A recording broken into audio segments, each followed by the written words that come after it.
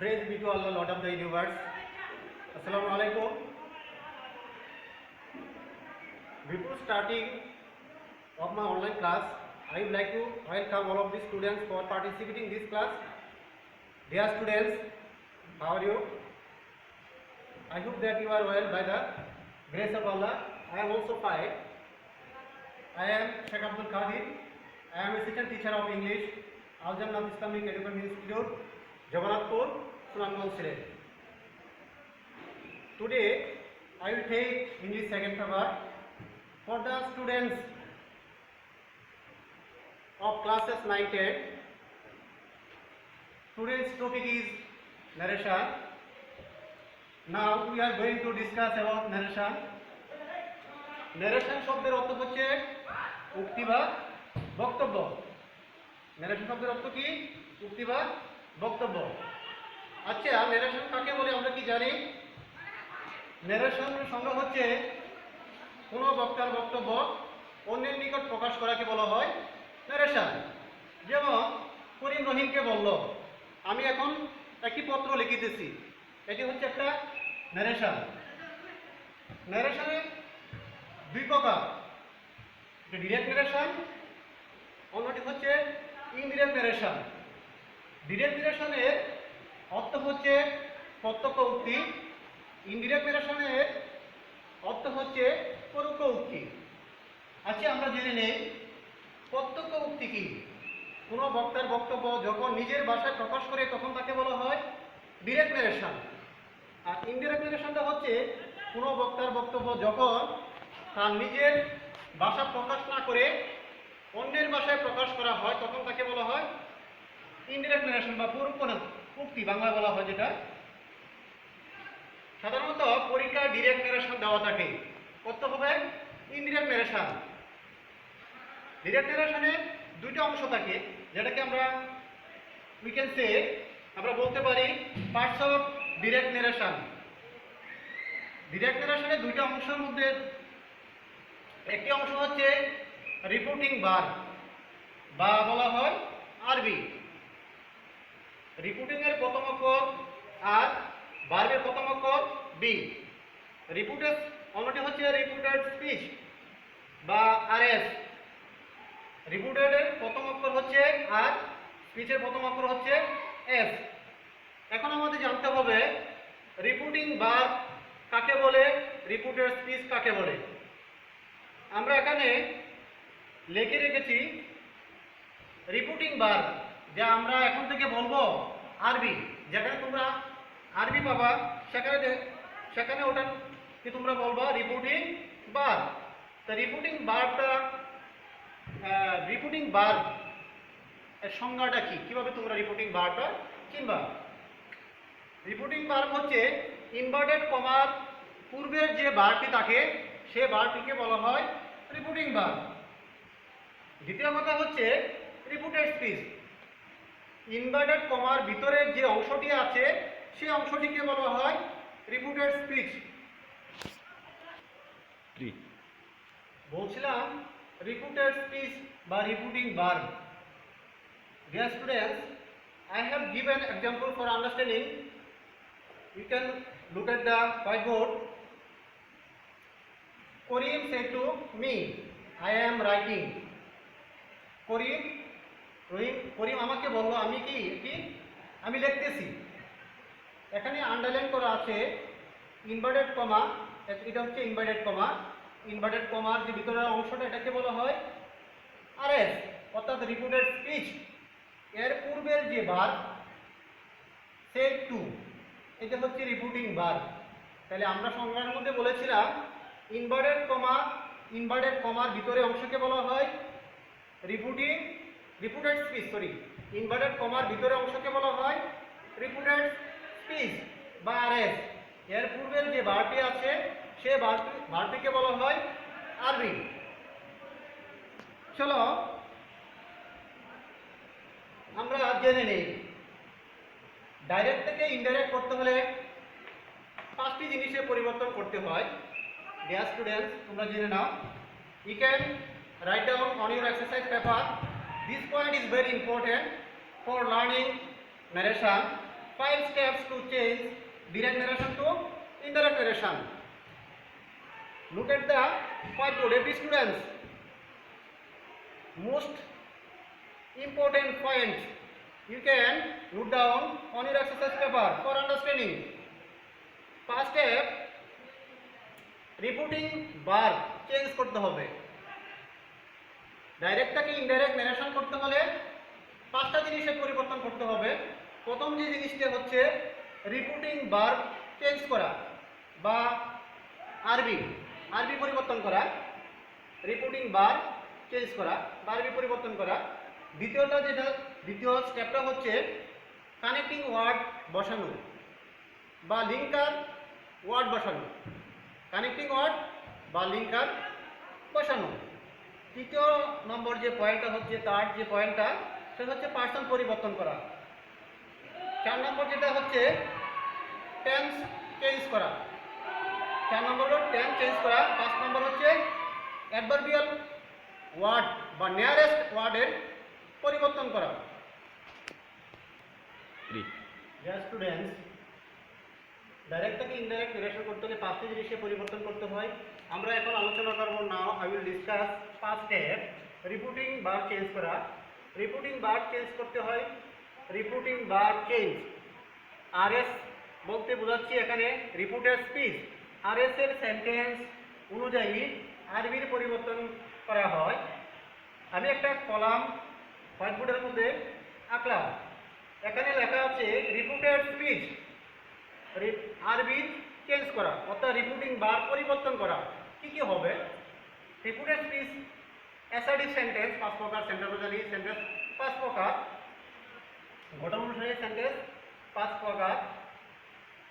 Assertive sentence, interrogative sentence, imperative sentence, operative sentence, exclamative sentence.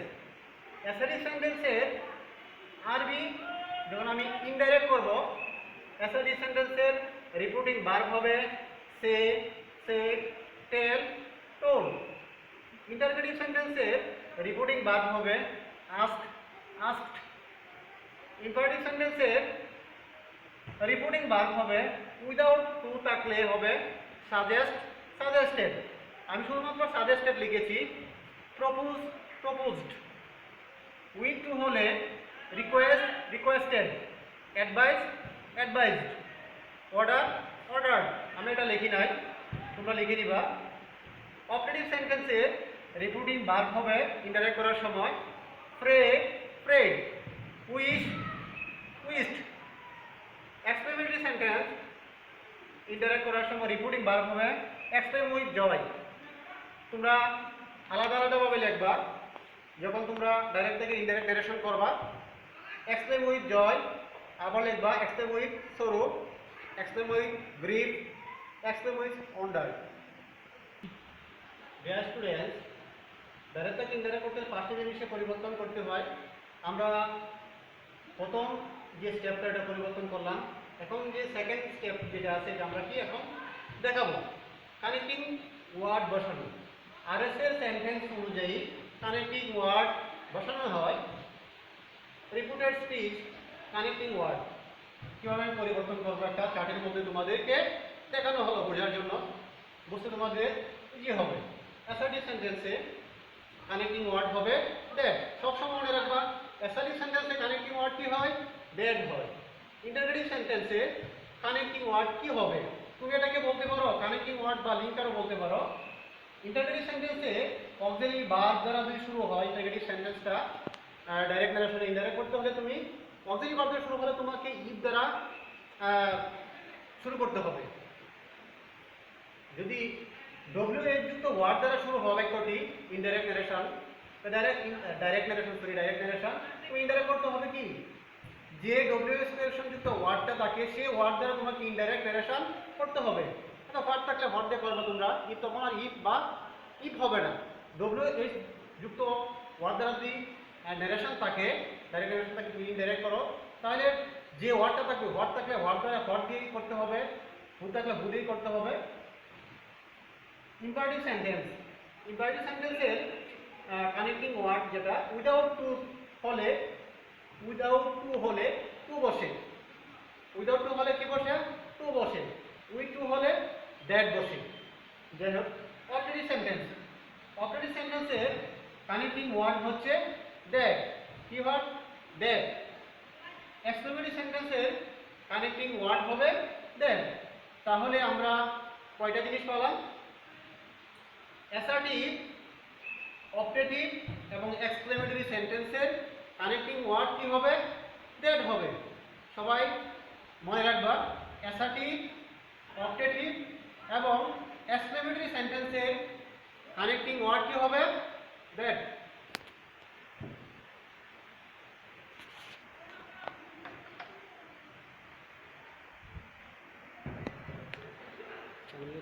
दस minute से মাত্র कौन हिंदी ना है हैं তাইলে আসন পরিবর্তন করে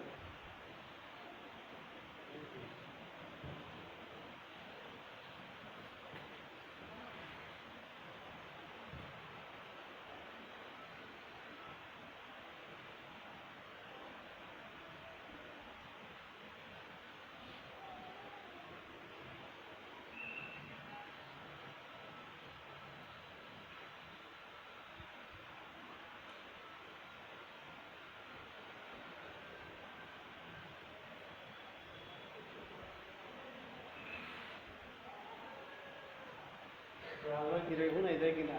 चला रहे हैं হ্যাঁ, चला আচ্ছা এটা आपको जुड़े बताइए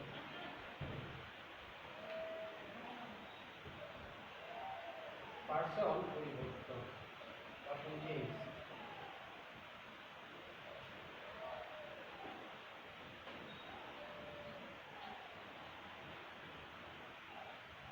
আরেকটি পার্সন পরিবর্তন করা হয়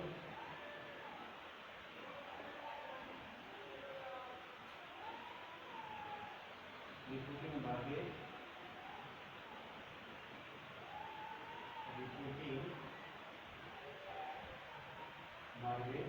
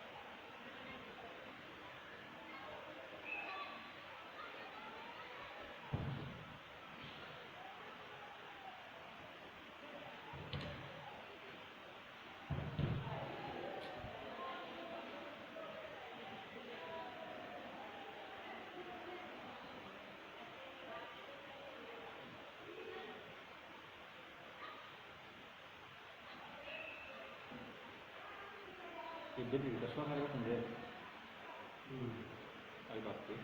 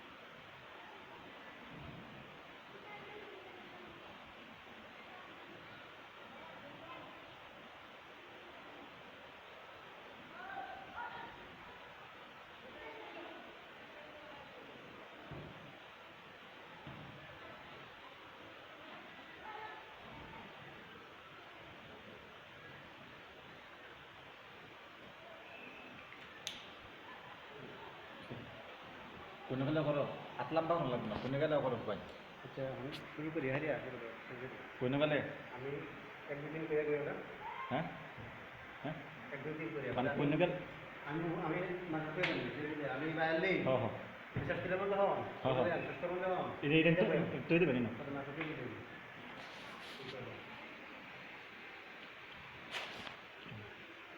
1 2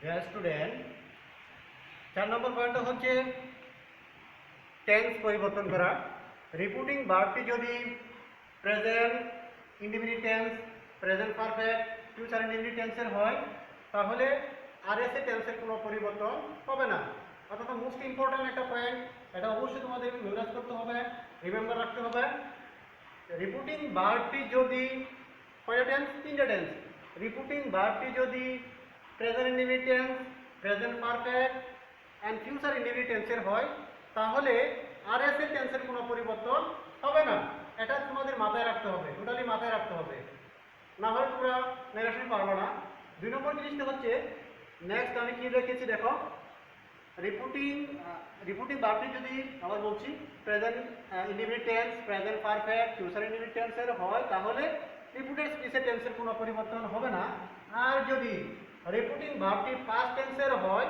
তাহলে নিম্নের নিয়মে পরিবর্তন হবে রিপিটিং ভার্বটি যদি অনলি পাস্ট টেন্সের হয় তাহলে পরিবর্তন হবে আর যদি পাস্ট টেন্সের না হয় তাহলে পরিবর্তন হবে না এই জিনিসটা অত্যন্ত this point is very important you can write down on your exercise paper dear students for understanding আমি একটা চার্ট আঁকলাম হোয়াইট বোর্ডের মধ্যে look at the white board every students and follow me direct narration indirect narration past tense হলে এই চারটা শুধুমাত্র কি রিপিটিং ভার্ব যদি পাস্ট টেন্সের হয় তাহলে এই নিয়মে তোমাকে পরিবর্তন করতে হবে এই নিয়মটা এই জায়গাটা তুমি যদি বুঝতে পারো তোমার 50% নারেশন শিখা হয়ে যাবে direct narration indirect narration present indefinite tense যদি হয় তাহলে এটাকে করতে হবে পাস্ট ইনডিফিনিট টেন্সে রূপান্তরিত করতে হবে যদি রিপিটিং ভার্বটি পাস্ট টেন্সের হয় পাস্ট টেন্স হলে প্রেজেন্ট ইনডিফিনিট থাকলে ডাইরেক্ট নারেশনটা টেন্সটা রিপিটেড স্পিচের টেন্স যদি প্রেজেন্ট ইনডিফিনিট হয় হবে কি পাস্ট ইনডিফিনিট টেন্সে রূপান্তর করতে হবে 2 নম্বর হচ্ছে প্রেজেন্ট কন্টিনিউয়াস থাকলে তোমাকে অবশ্যই পাস্ট কন্টিনিউয়াস করতে হবে প্রেজেন্ট পারফেক্ট থাকলে পাস্ট পারফেক্ট করতে হবে প্রেজেন্ট পারফেক্ট কন্টিনিউয়াস থাকলে পাস্ট পারফেক্ট কন্টিনিউয়াসে রূপান্তরিত করতে হবে আবার পাস্ট ইনডিফিনিট টেন্স থাকলে পাস্ট পারফেক্ট টেন্সে রূপান্তর করতে হবে পাস্ট কন্টিনিউয়াস টেন্স থাকলে পাস্ট পারফেক্ট কন্টিনিউয়াস টেন্সে রূপান্তরিত করতে হবে এই জিনিসটা এই পয়েন্টটা অত্যন্ত important this point is very important you can আবার বলছি you can write down on your exercise paper for understanding if you learn exactly narration then you will write down your exercise paper this point এখানে আরেকটা কথা হচ্ছে dear students modal auxiliary verb আমরা কিভাবে পরিবর্তন করব ডাইরেক্ট নারেশন ইনডাইরেক্ট নারেশনে যেমন can থাকলে আমরা কি করব কুডে পরিণত করব আবার মে থাকলে মাইটে পরিণত করব সেল থাকলে শেল যেটাকে বলি আমরা শেল থাকলে শুড হবে আবার মাস থাকলে কি হবে হ্যাড টু হবে dear students adverbial word change করা বা পরিবর্তন করতে হবে নিচের নামে অ্যাডভার্বাল বা নিয়ারেস্ট ওয়ার্ড যেটাকে আমরা বলি কিভাবে পরিবর্তন করবো আমরা এখানে চার্টের মধ্যে দেখানো হলো ডাইরেক্ট নারেশন ইনডাইরেক্ট নারেশন নাও থাকলে দেন হবে কাম থাকলে গো হবে হেয়ার থাকলে দেয়ার হবে দিস থাকলে দ্যাট হবে টুডে থাকলে দ্যাট ডে টুনাইট থাকলে দ্যাট নাইট টুমরো থাকলে দ্য নেক্সট ডে ইয়েস্টারডে থাকলে the following day last week থাকলে the following week last day থাকলে দ্য ফলোইং ডে হবে নম্বর টুডে আজকে এই পর্যন্তই করোনার পরিস্থিতিতে তোমরা সবাই ভালো থাকবে নিরাপদে থাকবে এবং বাসায় বেশি বেশি করে পড়াশোনা করবে আজকের মতন আমি বিদায় নিচ্ছি আমি Sheikh Abdul Kadir I am assistant teacher of English Aljannat Islamic education institute I will pray for you and you will pray for me. ধন্যবাদ সবাইকে।